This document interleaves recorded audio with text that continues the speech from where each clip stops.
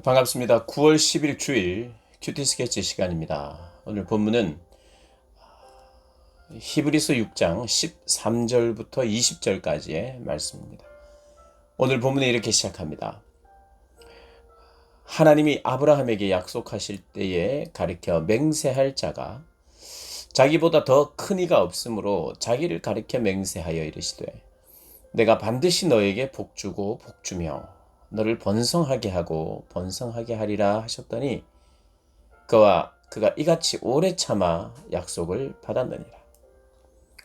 오늘 본문은 이제 아브라함에 대한 약속, 아브라함과의 약속을 가지고 우리가 가진 소망, 그리스도인들이 가진 소망이 약속에 의한 것임을 밝히고 있습니다. 우리 믿음의 조상이라고 할 수 있는 아브라함. 유대인들 하면 모두가 아브라함을 믿음의 조상으로 그렇게 인정을 하죠. 아브라함 이야기가 너무 반가운 것입니다.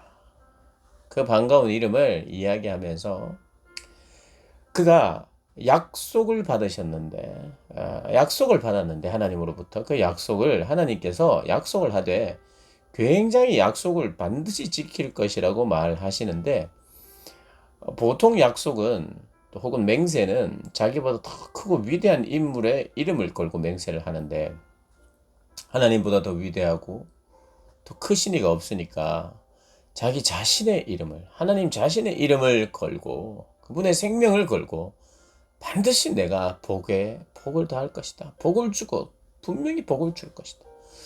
그리고 내가 너를 번성하게 하고 번성하게 할 것이다. 강조하면서 이렇게 약속하신 하나님이심을 이야기합니다. 하나님이 얼마나 확실한 약속을 하셨는가. 또 그리고 하나님은 그 약속이 얼마나 신실하신가. 아브라함 때 그랬다는 거예요. 그러니까 우리들은 그러한 약속을 받았다는 거예요. 하나님의 약속인데 그것도 하나님이 자신의 생명을 걸고 하신 약속. 이 얼마나 황송합니까? 하나님이 약속을 하는데 하나님의 이름, 그분의 목숨을 걸고 우리에게 맹세하듯 약속한다는 것이. 그만큼 그 약속은 지켜지지 않을 리가 없다는 것입니다. 그런데 문제는 그 다음 절입니다. 15절에 그가 이같이 약속을 받았다. 어떻게 하나님의 맹세로 말미암아 받았다는 거예요, 약속을. 그런데 문제는 오래 참아 약속을 받았다. 아브라함은 오래 참았어요. 우리가 오래 참은 이유를 알죠. 자식을 주지 않아요. 그리고 불가능한 상황까지 갑니다. 자기가 100세가 되었는데 어떻게 아이를 낳겠느냐. 경수가 끊어졌는데 아내가 더 이상 여자로서 아이를 가질 수 없는 신체적인 조건이 되어버렸는데 불가능하죠. 그런데 하나님께서 또 된다고 말씀하시고 주겠다고 말씀하시는 그 약속을 또 붙잡고 오래 참아 그 약속을 이루는 것을 경험했다는 거예요. 아브라함도 얼마나 오래 기다리면서 또 하나님을 신뢰해야 합니까? 이삭을 바치래요. 바쳤잖아요. 하나님이 막으셨으나 바친 거나 마찬가지입니다. 오래 참음으로 순종함으로 하나님의 약속 이루어졌다는 거예요. 하나님이 맹세함으로 했던 약속은 반드시 이루어진다. 그러나 좀 오래 기다려야 될 수 있다. 그러나 약속은 이루어진다. 그러니 너희가 이 약속의 소망의 닻을 내려라. 닻을 내려라. 그 약속을 딱 붙들고 흔들리지 않도록 해라. 떠내려가지 않도록 닻을 내려라. 아브라함의 이야기를 하면서 닻을 내려라 이야기합니다. 17절 하나님은 약속을 기업으로 받는 자들에게 그 뜻이 변하지 아니함을 충분히 나타내시려고 그 일을 맹세로 보정하셨으니 이는 하나님이 거짓말을 하실 수 없는 이 두 가지 변하지 못할 사실로 말미암아 앞에 있는 소망을 얻으려고 피난처를 찾는 우리에게 큰 안위를 받게 하려 하심이라. 19절 우리가 이 소망을 가지고 있는 것은 영혼의 닷 같아서 이 소망을 가지고 영혼의 닷 같아서 영혼이 흔들리지 않도록 떠내려가지 않도록 영혼의 무게를 붙드는 것입니다. 물론 뭐 영혼의 무게가 있는 것은 아니죠. 그 영혼을 붙들어 매는 닻이란 말이죠. 소망이. 그 소망을 영혼의 닻으로 삼는 그 소망이 뭡니까? 우리에게 소망은 뭐예요? 우리에게 소망은 천국 맞습니다. 그러나 천국보다 더 정확하게 우리의 소망은 부활. 예, 맞습니다. 그런데 그것보다 더 정확하게 우리의 소망은 예수입니다. 예수 그리스도 안에 있는 모든 거예요. 부활을 포함하여 그분과 함께 천국에 있는 것 포함하여 우리의 소망은 오직 예수님이십니다. 그러니 영혼의 닻을 내린다는 건 무슨 말입니까? 예수님을 붙잡는다는 말입니다. 튼튼하고 견고하여 휘장 안으로 들어간다. 그 소망 때문에 하나님을 만날 수 있다는 거예요.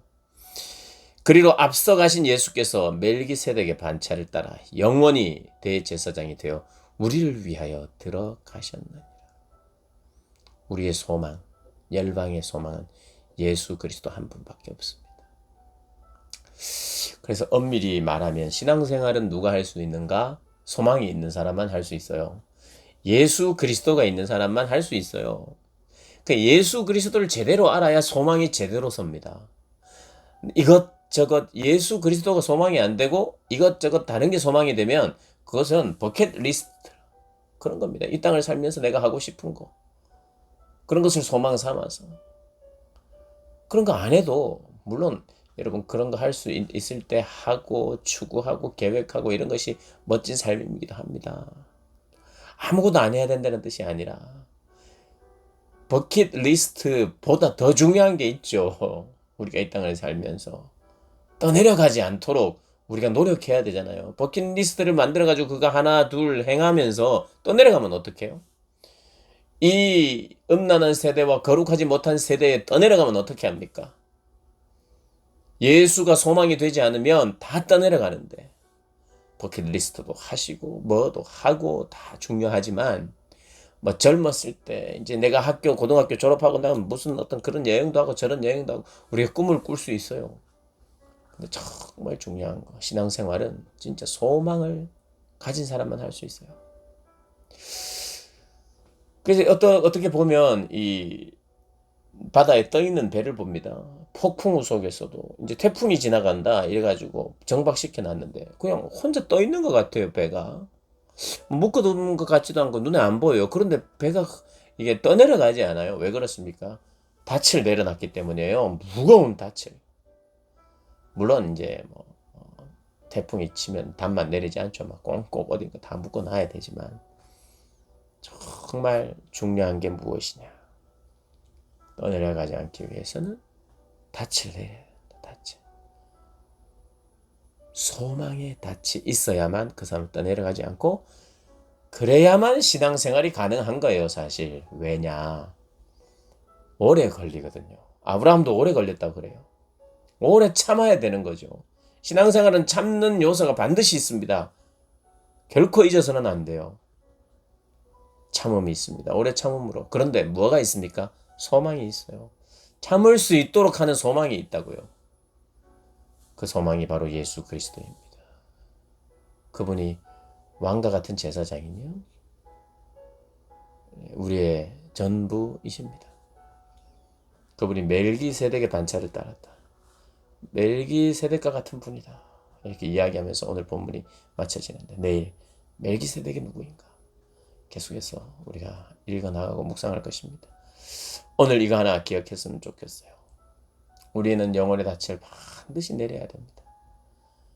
닻을 내려야 돼요. 소망을 내려야 된다 이 말입니다. 소망을 내려야 떠내려가지 않는데 우리의 소망이 누군가? 예수 그리스도이십니다. 그분을 알고 그분을 소망 삼아 살아가시는 저와 여러분 되시길 주님의 이름으로 축복합니다.